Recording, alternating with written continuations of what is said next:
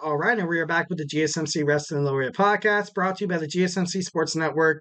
Just to kind of reflect on what we talked about right quick, we talked about a WWE NXT review. Excuse me, also talked about our AEW Dynamite preview. And now, without further ado, we're going to jump on into our third segment. We're going to talk about was Bill Goldberg. Obviously, and a lot of you guys know who Bill Goldberg is, even if you're not, kind of like your contemporary wrestling fan. Obviously, you've seen him in movies like The Longest Yard. Obviously, he was pretty cool in The Longest Yard. And Battle X is absolutely badass. But before I move on, I want to remind you guys to use the tips and donations link at the GSMCpodcast.net. Shoot your questions, comments, and concerns. Definitely be a part of the show. Honestly, really, really honestly be a part of the show. This show is a hell of a lot better with a lot of audience engagement. I absolutely love people sounding off in the chat section. I don't care if your opinion or your views about things in wrestling are absolutely, bonkers or ludicrous or I don't feel shy.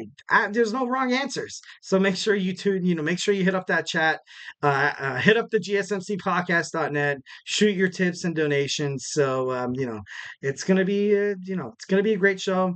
It's only better with you guys in it. So hopefully, once again, this, hopefully technology is good to me today. And yeah, all right, here we go. So we're going to jump on into this segment. So obviously, we're going to talk about was Bill Goldberg an actual, formidable wrestler? Um, right now, before this segment, I'm going to give you guys my answer. I kind of thought no. I kind of thought no. I don't think he was a great wrestler. I don't think he was a great champion overall, obviously, from his background and stuff like that, Bill Goldberg was impressive. He was impressive. Obviously, you see a man of his kind of physique, he's your he's like your template. Have you guys ever played any wrestling game in the WrestleMania 2000 or, Raw versus SmackDown 2006 or now, he's like that template. Like you hit up that template, you're like, oh, what's a perfect wrestler kind of look like? You see this guy who kind of looks like Stone Cold Steve Austin, and you're like, oh, okay, this guy has muscles. Like, you know what I mean? So let's create that guy. So that's kind of what Bill Goldberg was in terms of WCW. I felt like when they saw him there, they kind of flirted with that, that bad boy mentality. I'm not saying that they were trying to steal Stone Cold Steve Austin's MO, but you kind of see, the black, undergarments, and you also see the bald head, and then you wanted him to be this bad boy. You wanted him to fight against the NWO, wanted him to feud with, Eric Bischoff and Vince Russo and stuff like that. So you can't, I don't know if you really can't convince me. Obviously, hit up the chat if you convince me that Bill Goldberg wasn't a Stone Cold Steve Austin knockoff. But obviously that's my opinion, 1,010%.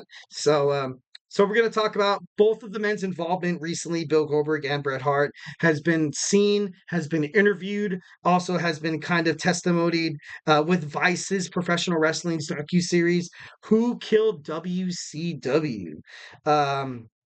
So Bret Hart ultimately thinks the former football player turned professional wrestler, due to his lack of training, also his recklessness inside of the ring, was to blame for him, ultimately losing his career.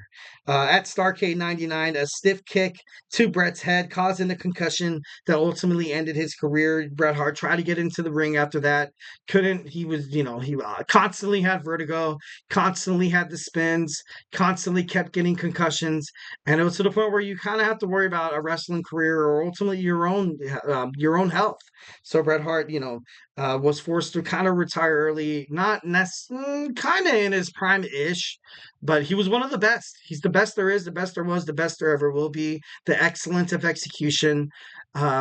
I could imagine if Bret Hart would have stayed around WCW a little longer, I felt like it would have possibly gave the Monday Night Wars, more of a run for their money in terms of WWF, WWE buying out ECW and WCW. So this was big. This was very, very big. How this all kind of went down here, but can you really blame Bill? It's once again, it's like although I can admit that he wasn't the best wrestler. There's no one's out there to kind of pretend, to kind of purposely hurt anybody. Obviously, there are certain superstars. Obviously, there are some certain circumstances, which is completely unprofessional in terms of the sports entertainment wrestling industry. But some people do actually do that. Like, obviously, they see you as competition. They kind of see you as someone who's going to take your job, which, that's food off the table of your family. That's money, that's gas away from your car. And oh my God, how expensive gas is nowadays. Oh my God, I killed some. I'm just kidding. No, I'm just kidding. No, definitely, definitely not. But I don't know. It's crazy. So Goldberg stands by the story that he did tell Bret Hart to watch out for the kick, and Hart failed to put his hands up. He failed to put his hands up.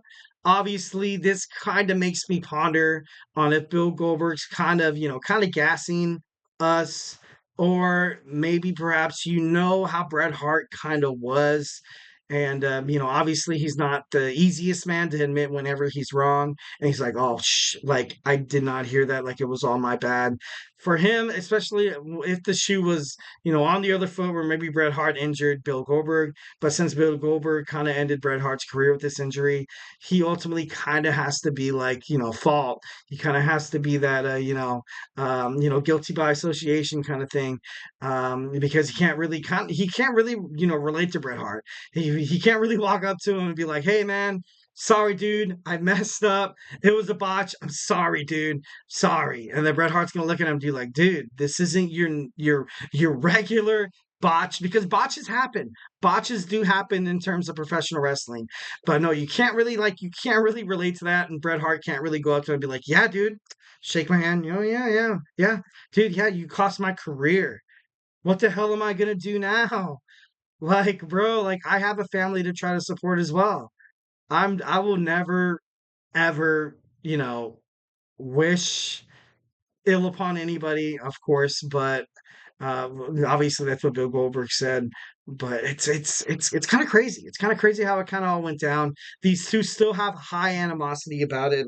Who I think's in the right, I'm not too sure. Obviously, there are two sides of each story. Mistakes do happen, especially when you're within an industry like the professional wrestling. SHIT stuff does happen, but like as Brett at the top of your game, or like topping at the top of your game, like obviously you always kind of have that thought in the back of your head, like what really could have been, what could have been a Bret Hart, what could have been of WCW, what could have been of his chances of being the best wrestler in the world instead of being bought by WC, but by being bought by WWE, and kind of have WCW talent kind of shouldered over. Obviously, you kind of have Ted Turner, and maybe Jim Crockett, kind of thinking like, oh, maybe we could have been something bigger. But I don't know. It's kind of crazy. So Bill Goldberg had a message to share to Bret Hart, and I quote, he said, "I love you, but grow up and don't be such a prick. First and foremost, I would never, never wish ill upon any opponent. To have an accident like that end someone's career, especially someone who's one of the best that ever was." And he's true. It's like you can just sense the sincerity. Just you can like I'm I've never had someone come up to me and end my career. I've never had someone come up to me and like, it's a little more personal than that. Like I said before, like that's food off of your family's table. That's your success. That's your passions going right down the drain thanks to some guy who can't land a decent move. But it's just kind of crazy. And lastly, we're gonna finish up this segment. The Undertaker also fought Goldberg in 2019 Super Showdown, where where Goldberg did botch a jackhammer. Obviously, he was a little older now, but he botched the jackhammer that made the Undertaker contemplate retiring, because you saw him land on the back of his head, and yeah, he was done. The Undertaker was contemplating on retiring, and I think, I'm not trying to put the blame on Bill Goldberg, because, obviously, I feel like in any type of a situation or circumstance within life, work, anything, personal relationships, love relationships, whatever, playing the blame game never really does anything. It just kind of, just kind of shoots the point. It kind of, leads to no solutions, just more gray areas. But, of course, once again, that is my, opinion. You also saw him botch, a jackhammer against Bray Wyatt, which he beat Bray Wyatt within under 3 minutes, which was kind of crazy.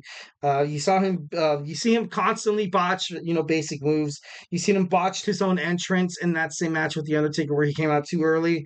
Uh, you've seen him botch the spear against DDP, giving him a concussion, and you've seen him botch a guillotine against Roman Reigns, which was actually kind of scary. Which, obviously a guillotine, you kind of, had it with the ropes and, on his neck and stuff like that.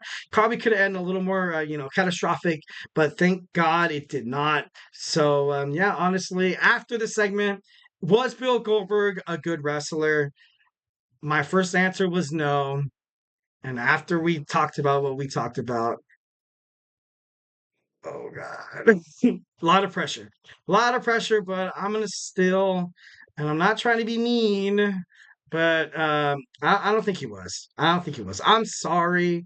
I'm sorry. I don't think he was. I know he was kind of like bigger than your average ordinary bear in terms of WWE.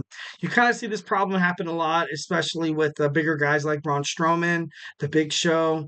Also, Andre the Giant had some problems with this as well. Um, it's hard, and also Brock Lesnar, hurting people inside of the ring. But it's just kind of crazy. It's kind of crazy. It's not that black and white. Obviously, it's not that dichotomous. There's probably some gray areas in terms of that. Well, guys, do not go anywhere. We're gonna talk. We're gonna continue on. We're gonna keep talking about botches in the professional wrestling industry, also in the squared circle. We're gonna talk about some famous botches that almost cost these WWE superstars their careers. So, hey, stay tuned.